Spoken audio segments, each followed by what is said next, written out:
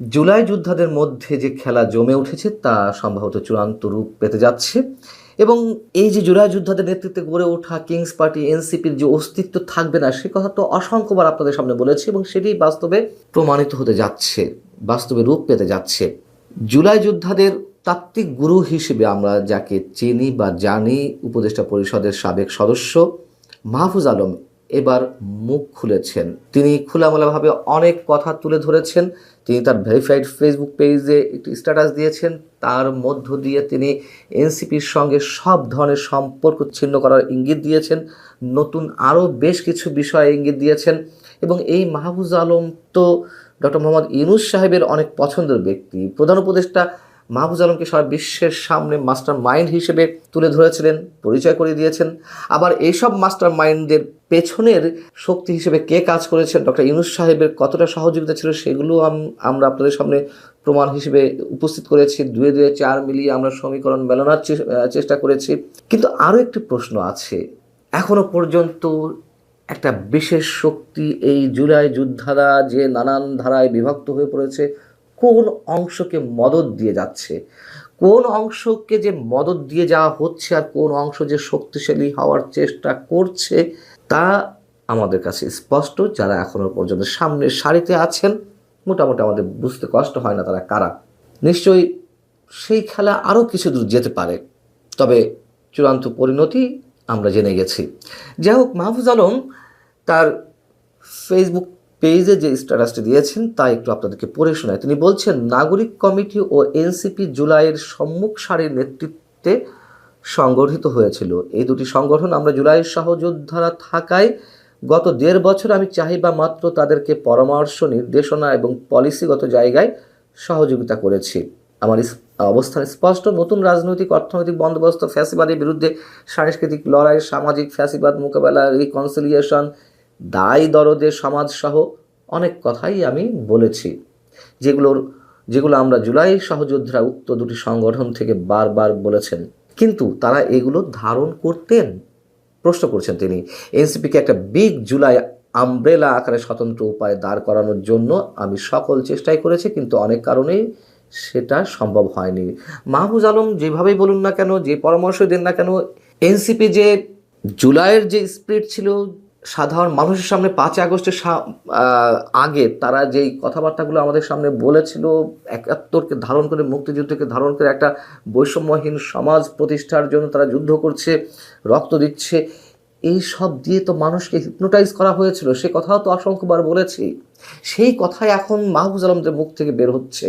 অর্থাৎ গণঅভ্যুত্থানটি ছিল সাধারণ মানুষের সঙ্গে স্রেফ প্রতারণা, এ কথা আমি অসংখ্যবার বলেছি। এখন আমরা বললে তো শত্রু হয়ে যায়, আমরা বললে ফ্যাসিবাদের দোসর হয়ে যায়। এখন তো মাহফুজ আলমরাই সেই কথা তুলে ধরছেন। মাহফুজ আলম বলছেন, বিদ্যমান বাস্তবতায় আমরা জুলাই সহযোদ্ধাদের প্রতি সম্মান, স্নেহ এবং বন্ধুত্ব মুছে যাবে না, মানে তার যে সম্মান স্নেহ রয়েছে, কিন্তু আমি এই এনসিপির অংশ হচ্ছি না। আমাকে জামাত এনসিপি জোট থেকে প্রস্তাব দেওয়া হয়নি, এটি সত্য নয়, কিন্তু ঢাকার কোনো একটা আসনে জামাত এনসিপি জোটের প্রার্থী হওয়ার চেয়ে আমার লং স্ট্যান্ডিং পজিশন ধরে রাখা অধিক গুরুত্বপূর্ণ। এবং শেষ পর্যায়ে এসে বলছেন, ইতিহাসের এই চলতি পর্বে বাংলাদেশ একটা শীতল যুদ্ধের মধ্যে রয়েছে। এই পর্বে কোনো পক্ষ না নিয়ে নিজেদের বক্তব্য নীতিতে অটল থাকাই শ্রেয়। বিকল্প তরুণ বা জুলাই শক্তির সম্ভাবনা এখনও শেষ হয়ে যায়নি, বরং আমি গত ১.৫ বছরে যা বলেছি, যে নীতিতে বিশ্বাস রেখেছি, তা অব্যাহত রাখব। রাজনৈতিক, সাংস্কৃতিক ও বুদ্ধিবৃত্তিক সকল উপায়, if you care to join me, you are most welcome. তার মানে কি? এবং তিনি সবশেষে বলছেন, নতুন রাজনৈতিক অর্থনৈতিক বন্দোবস্ত সম্ভব ও বাস্তব, বিকল্প মধ্যপন্থী তরুণ বা জুলাই শক্তির উত্থান অত্যাসন্ন।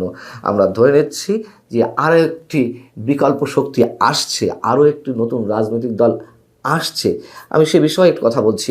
এর আগে এনসিপি গঠনের সময় আমরা জানি যে মাহফুজ আলম দলের গুরুত্বপূর্ণ পদ দুটির একটি চাইছিলেন, সাধারণ সম্পাদকের পদ। তার হয়ে তার অনুসারীরা, এই যে সোকল্ড বিপ্লবীরা রয়েছেন, এখন যারা নেতৃত্ব রয়েছেন, তাদের সাথে দেন দরবার করেছিল, লবিং গ্রুপিং করেছিল, কিন্তু তিনি পাননি। আবার এনসিপির নেতারা যে আকণ্ঠ দুর্নীতিতে নিমজ্জিত হয়ে পড়েছে, ভুল পথে অগ্রসর হচ্ছে, মাহফুজ আলম সেগুলো অকপটে তুলে ধরেছিলেন। কখনো কখনো হয়তো তাকে ফেসবুক স্ট্যাটাস তুলেও নিতে হয়েছে হুমকি মুখে বা যে কোনো আপত্তির মুখে। এবং একথাও সত্য, মাহফুজ আলম কখনো জামাতের নীতিতে বিশ্বাসী হননি। তিনি আকারে ইঙ্গিতে জামাতের যে আদর্শ সেইগুলোকে ডিনাই করেছেন এবং মানুষের সামনে মোটামুটি পরোক্ষভাবে তুলে ধরার চেষ্টা করেছেন যে কারা বাংলাদেশকে নিয়ে খেলতে চাইছে। যদিও মাহফুজ আলমের যে রাজনৈতিক আদর্শ সেটিও বিতর্কের ঊর্ধ্বে নয় নিশ্চয়ই, এবং তাকে নিয়েও তো অনেক ধরনের বিতর্ক রয়েছে। যে বিষয়ে বলছিলাম যে রাজনৈতিক দল বিষয়ে যে ইঙ্গিত তিনি দিচ্ছেন, তাহলে কি আমরা ধরে নেব যে আরও একটা নতুন রাজনৈতিক দল আসছে জুলাই যোদ্ধাদের নেতৃত্বে? এবং নির্বাচনকে সামনে রেখেই তো বনিবনা হয়নি বা নানান ধরনের মতবিরোধ গড়ে উঠেছে এনসিপির মধ্যে, এবং নানান ধরনের ব্যক্তি পর্যায়ে মানে নেতৃত্ব পর্যায়ের ব্যক্তিরা তারা দল ত্যাগ করছেন, পদত্যাগ করছেন।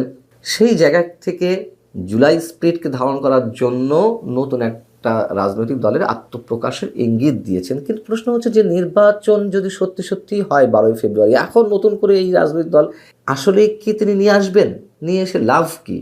এখন তার নিবন্ধন পাওয়া যাবে না, সেই সময়ও নেই, সেই পরিবেশও নেই যদি 12ই ফেব্রুয়ারি নির্বাচন অনুষ্ঠিত হয়। নাকি মাহফুজ আলম বিশেষ কোনো ইঙ্গিত পেয়েছেন যে নির্বাচনে আসলে 12ই ফেব্রুয়ারি তো হচ্ছে না, নির্বাচন পিছিয়ে যাচ্ছে, তার জন্য তিনি নিজেকে গোছানোর যতটুকু গুছিয়ে নিতে পারেন এবং রাজনৈতিক দলে আত্মপ্রকাশ ঘটাতে পারেন, নিবন্ধন নিতে পারেন, এবং নির্বাচন পেছালে সেই নির্বাচনে তার নতুন রাজনৈতিক দলটি যদি গঠিত হয় তাহলে অংশ নিতে পারবে। দেখুন, আমার ক্ষুদ্র অভিজ্ঞতায় বা ক্ষুদ্র জ্ঞানে আমি এখন এটুকু বলতে পারি, এই নির্বাচন নিয়ে এখন অনেক ধরনের সংশয় রয়েছে। মাহফুজ আলমরা ভেতর থেকে হয়তো অনেক কিছু জানতে পারছেন। সেই জায়গা থেকে তার এই উদ্যোগ যদি হয়ে থাকে, হয়তোবা তাদের জন্য ভুল কিছু নয়, তবে এনসিপি শেষ, এটি স্পষ্ট করে উচ্চারণ আমরা করতেই পারি।